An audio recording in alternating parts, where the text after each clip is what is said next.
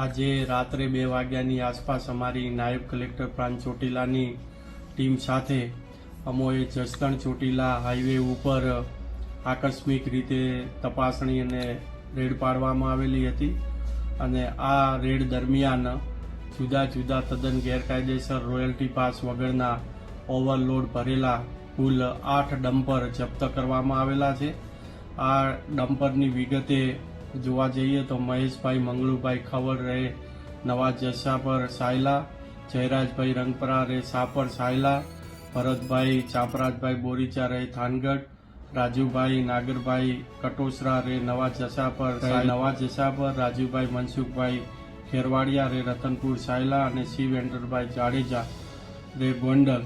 આમ કુલ મળીને 8 ડમ્પર છે એ તદ્દન ગેરકાયદેસર રીતે સાદી રેતી ભરી અને વહન કરતા જપ્ત કરવામાં આવેલા છે। આમ મળીને કુલ 3 કરોડ ને 22 લાખ રૂપિયાનો મુદ્દામાલ જપ્ત કરી અને મામલાદાર કચેરી ચોટીલા ખાતે ખસેડવામાં આવેલ છે। આ તમામ ઇસમો સામે the Gujarat prevention of illegal mining, transportation and storage rules 2017 અંતર્ગત કાર્યવાહી હાથ ધરી છે।